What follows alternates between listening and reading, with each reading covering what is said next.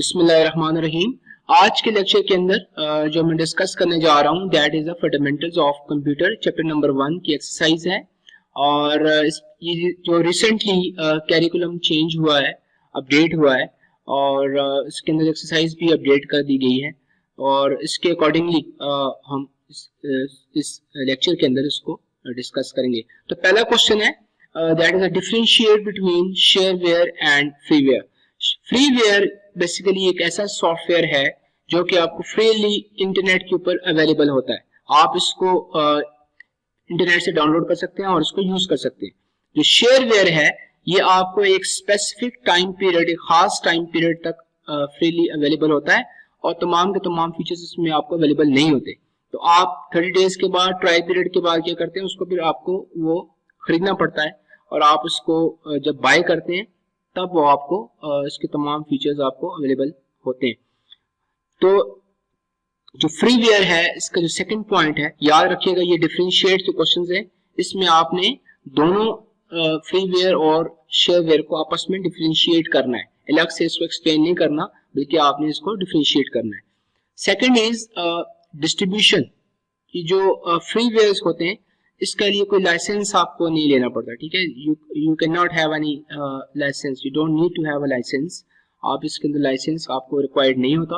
आप जस्ट ये सॉफ्टवेयर आपको फ्रीली अवेलेबल है, आप डाउनलोड करें, उसको यूज करें।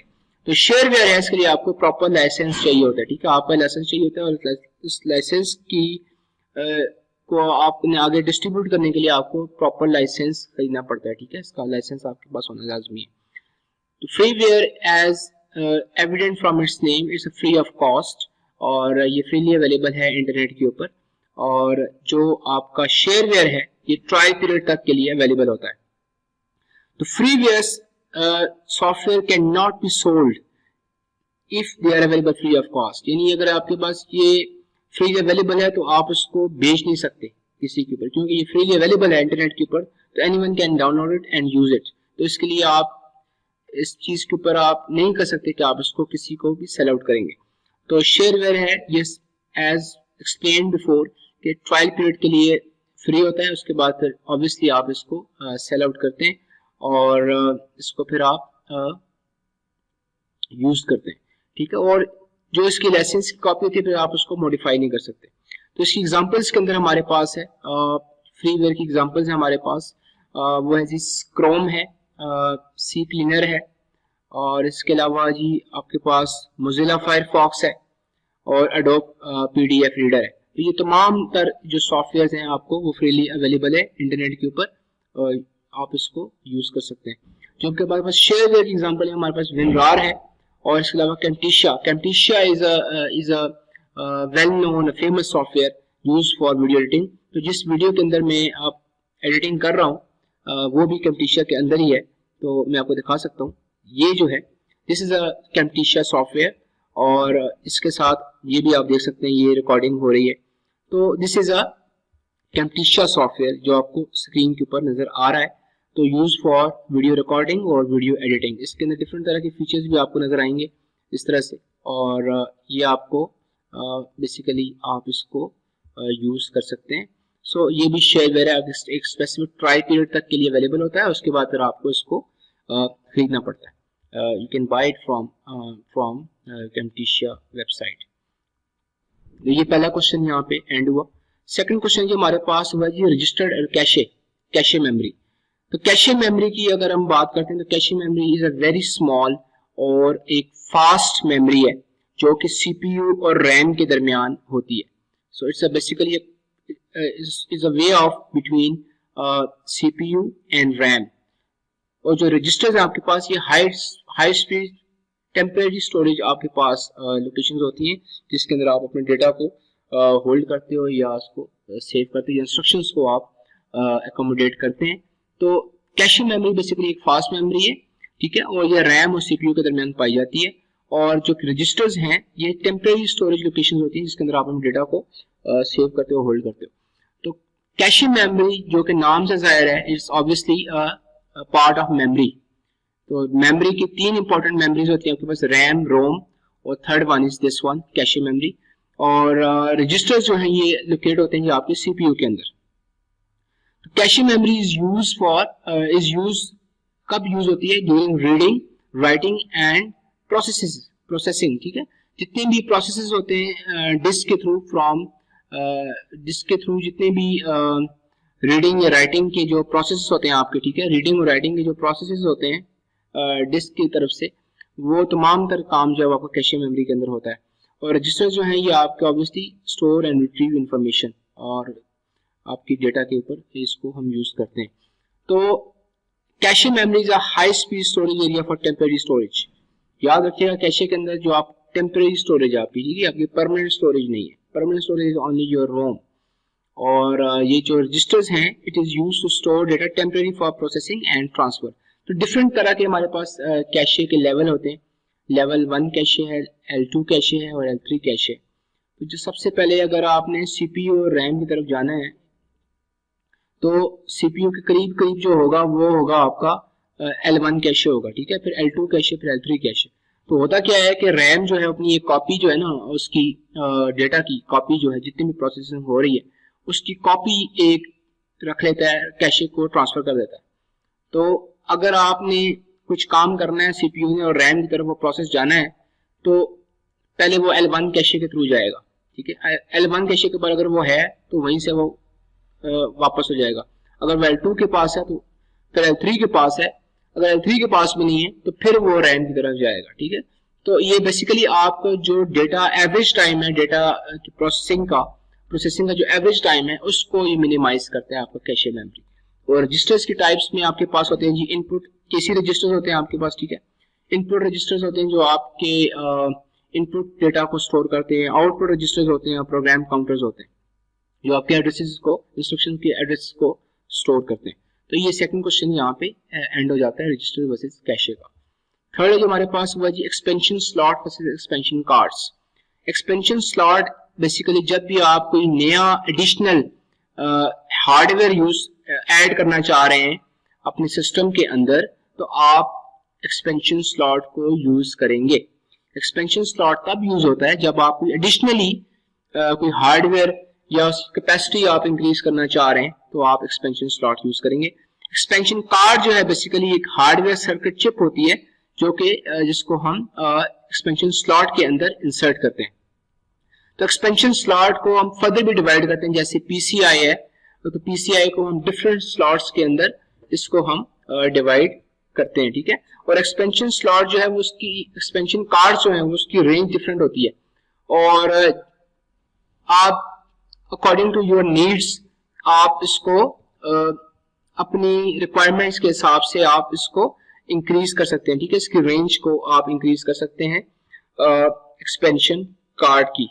तो थर्ड पॉइंट है हमारे पास expansion slots can be added on motherboard. तो एक्सपेंशन स्लॉट्स जो होती हैं वो आपकी मदरबोर्ड के ऊपर ऐड होती हैं और बाय यूजिंग एक्सपेंशन कनेक्टर्स। ये याद रखिएगा, बड़ा इंपॉर्टेंट पॉइंट है कि जो आपके एक्सपेंशन स्लॉट्स होती हैं ये आपके मदरबोर्ड के ऊपर बाय यूजिंग एक्सपेंशन कनेक्टर्स आप इसको ऐड कर सकते हो। और जो एक्सपेंशन कार्ड्स हैं ये आप ऐड करते हो बेस्ड ऑन योर नीड्स, कि जिस तरह अगर आपने अपनी मदरबोर्ड की फंक्शनैलिटी को इंक्रीज करना है और अपनी रिक्वायरमेंट्स के हिसाब से इंक्रीज करना है तो आप इसको ऐड कर सकते हैं, ठीक है। और लेकिन जो एक्सपेंशन स्लॉट्स होती है और वो आप इसको ऐड कर सकते हो बाय यूजिंग एक्सपेंशन कनेक्टर्स। तो हमारे पास एग्जांपल है जो हमारे पास वो है वीडियो कार्ड एजीपी जो यूज होता है ये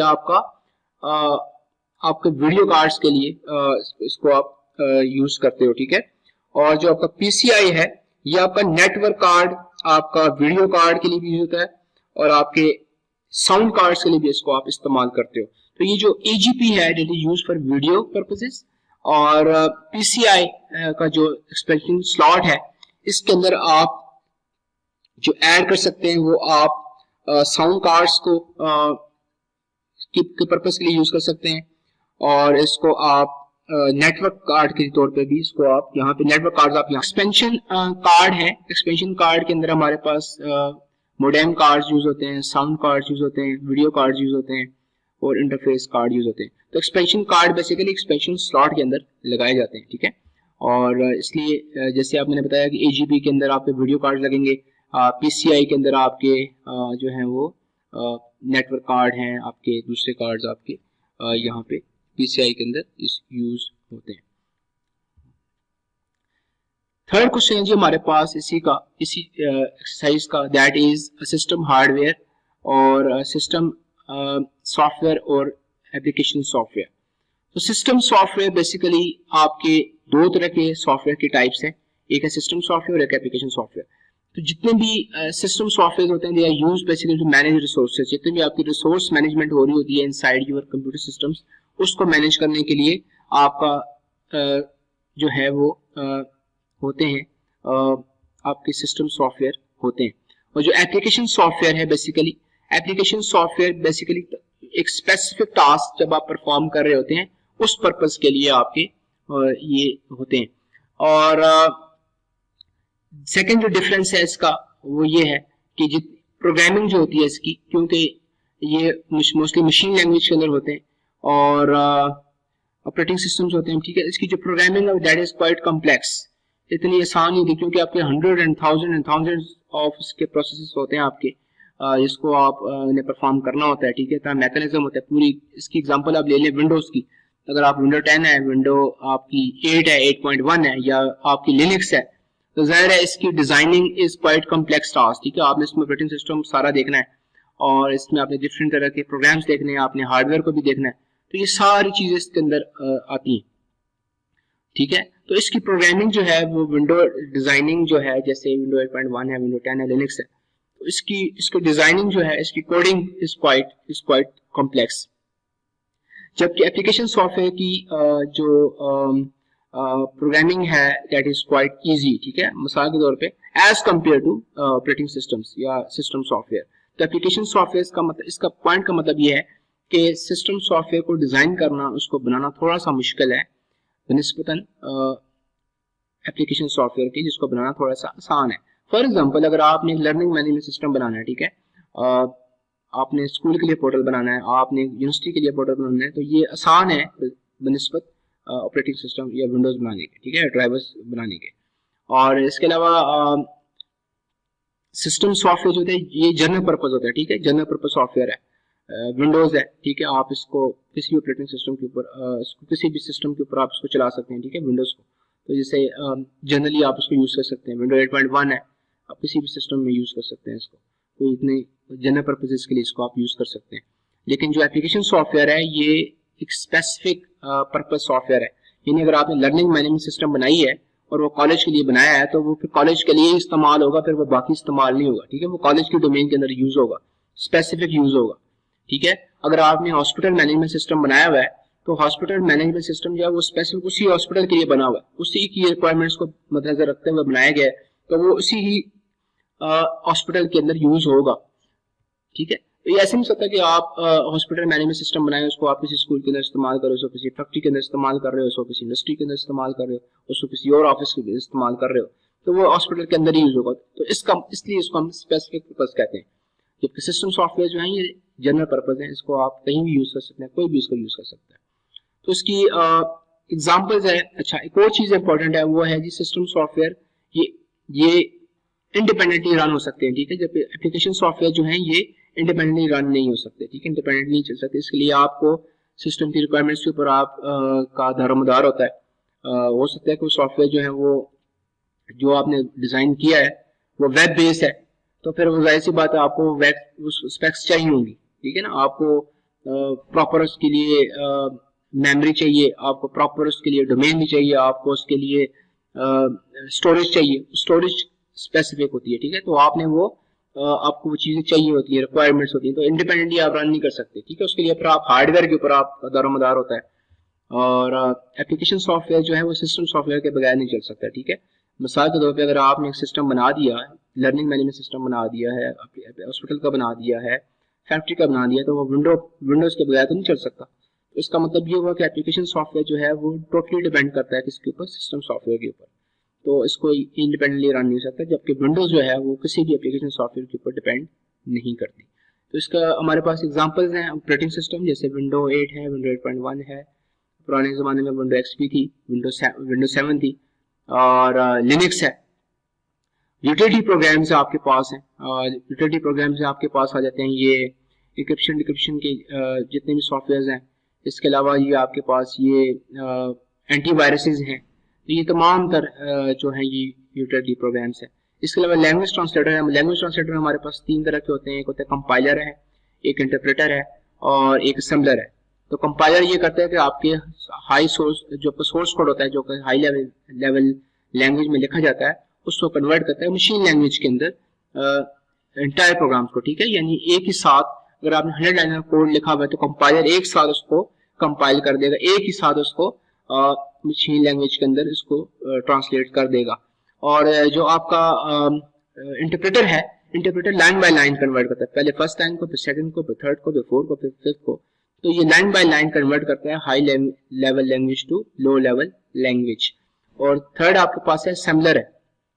इसी तरह जी आपके पास एप्लीकेशन सॉफ्टवेयर में हमारे पास बहुत सारे MS वर्ड है, MS पावर पॉइंट है, MS एक्सेल है, आपके पास माइक्रोसॉफ्ट वर्ड है जिसके अंदर ये आपको नोट्स नजर आ रहे हैं। तो ये भी एक एप्लीकेशन सॉफ्टवेयर है, ठीक है। इसके अलावा ऑडियो वीडियो प्लेयर है जो आपकी मीडिया प्लेयर आप यूज करते हो। इसके अलावा ये कैम्टेशिया सॉफ्टवेयर है जो आपके सामने खुला हुआ है, ठीक है। तो ये सॉफ्टवेयर है, तो this is also application software. इसके अलावा लर्निंग मैनेजमेंट सिस्टम आपके जितने भी यूज हो रहे हैं, आपका एजुकेशन डिपार्टमेंट के अंदर जो यूज हो रहा है HRIS human resource information system या ह्यूमन रिसोर्स इंटीग्रेटेड सिस्टम है, ये आपका एप्लीकेशन सॉफ्टवेयर है। इसके अलावा हॉस्पिटल मैनेजमेंट सिस्टम जितने भी यूज हो रहे हैं वो सारे के सारे एप्लीकेशन सॉफ्टवेयर है। इवन आपके ये जो पॉइंट ऑफ सेल्स यूज हो रहे हैं, फार्मेसी शॉप के अंदर जो सॉफ्टवेयर यूज हो रहे हैं, आपके ये जो प्लाजास के अंदर हो रहे हैं, आपकी शॉपिंग मॉल्स के अंदर यूज हो रहे हैं, ठीक है। इवन आपकी जो एप्लीकेशंस हैं, एंड्रॉइड एप्लीकेशंस हैं, आपकी वेब एप्लीकेशंस हैं, these are all your application softwares. So that's all for today. If you like this video, share it. If you have any questions, you can ask in the comment section. I will definitely respond there. And if you haven't subscribed to my channel, you can subscribe it and click on the bell icon so that you can get more videos. Thank you and have a great day.